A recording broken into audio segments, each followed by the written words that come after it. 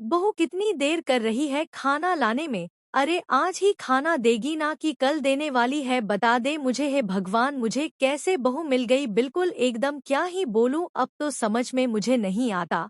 मैं तो परेशान हो गई हूँ इससे, तो बहू में तो मैं ठगा गई भाई, बिल्कुल ही।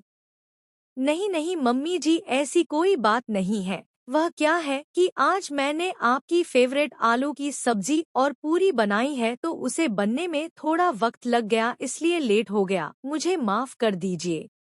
हाँ, तो माफ तो करना ही पड़ेगा, और कोई चारा थोड़े है मेरे पास। बहू कुछ पुड़िया और दे दे। बहू एक प्लेट और ला। बहू और पूरी सब्जी दे। बहू और सब्जी देना, सब्जी क्या बचाने के लिए बनाई है। बहू कुछ पुड़िया और दे दे। बहू कैसा खाना पकाती है, बिल्कुल स्वाद न आया मुझे तो। क्या सूखी सूखी सी सब्जी और पूरी बनाई है, बिल्कुल स्वाद नहीं आया। बेकार खाना। मेरा तो मन भी नहीं भरा, लगता है मुझे बाहर से मंगा कर खाना पड़ेगा कुछ। क्या हुआ माँ, क्या तुम्हें खाना पसंद नहीं आया?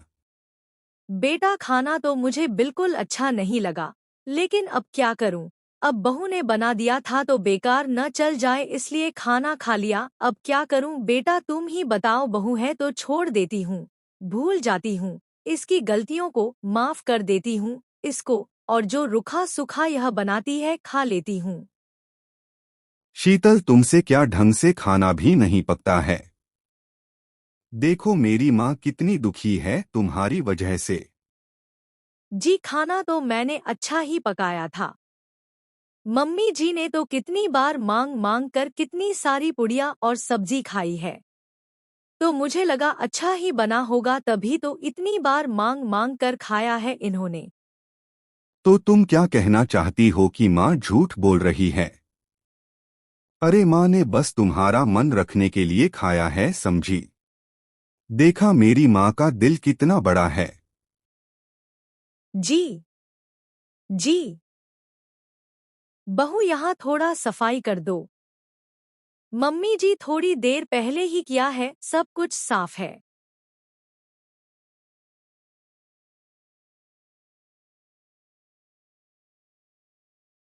अरे माँ, यह तुम क्या कर रही हो? तुम सफाई क्यों कर रही हो? बेटा बहू को कहा था कि सफाई कर दो तो मना कर दिया, तो मैं क्या करूं, खुद ही कर रही हूं जैसे तैसे। शीतल, शीतल। जी जी।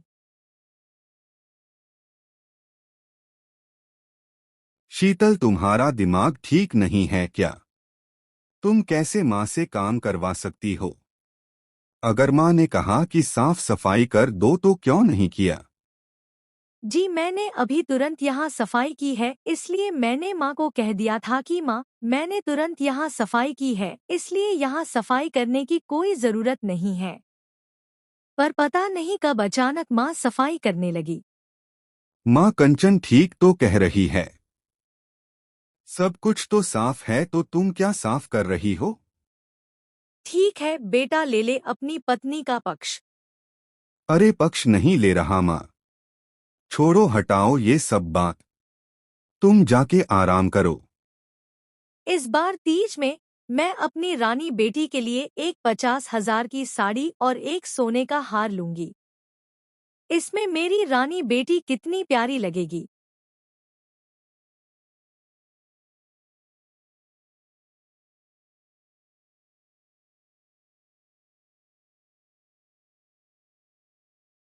मम्मी जी, मेरे मायके से तीज की साड़ी आ गई है, आप देख लीजिए।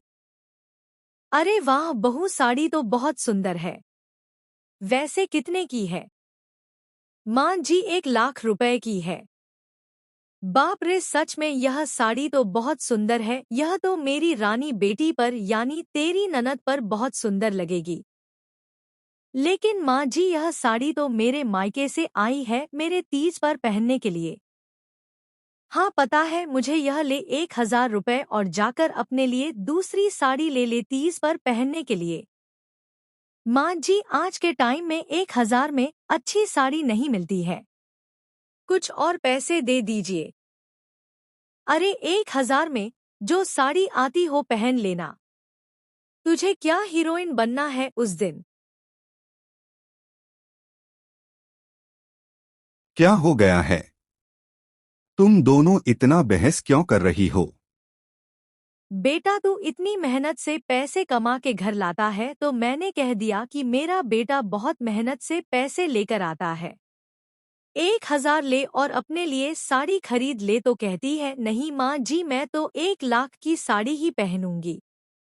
अब तू ही बता बेटा, तू क्या इतनी मेहनत से पैसे इसलिए कमा के लाता है कि 1,00,000 की साड़ी पहने? शीतल, मेरे पास इतने पैसे नहीं है कि तुम लाखों की साड़ी पहनो। 1,000 में जो साड़ी आए खरीद के पहन लो, समझी? जी ठीक है, समझ गई।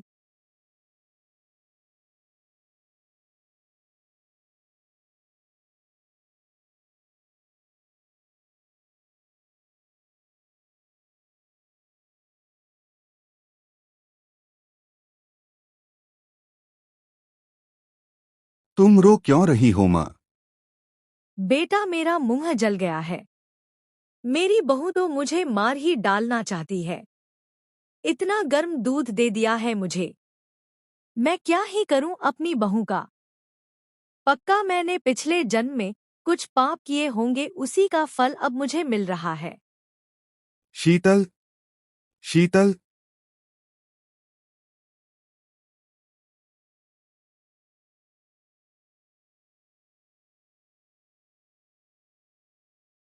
शीतल, तुम्हारा दिमाग खराब हो गया है क्या? तुमने माँ को इतना गर्म दूध क्यों दिया? दूध तो मैंने ठंडा करके दिया था। नहीं बेटा, दूध तो बहुत गर्म था। मेरा तो पूरा जीभ ही जल गया है पी के दूध। पता नहीं बहू हमेशा मेरे साथ ऐसा क्यों करते रहती है। मैं बेचारी बुढ़ी नारी कोने में पड़ी रहती हूँ, 2 रोटी खा के। पर पता नहीं क्यों बहू बार बार मेरे साथ ऐसा व्यवहार करती है। मुझे बहुत दुख लगता है, लेकिन अब क्या करूं बेटा, तुम ही बताओ। शीतल, आइंदा ऐसा नहीं होना चाहिए। मैं तुम्हें आखिरी बार समझा रहा हूँ।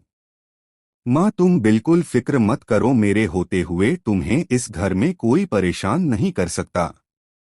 तुम जाकर अपने कमरे में आराम करो। अगर आप लोगों को इसका पार्ट 2 चाहिए तो चैनल को सब्सक्राइब करके बेल आइकन दबा दीजिए और कमेंट कर दीजिए पार्ट 2।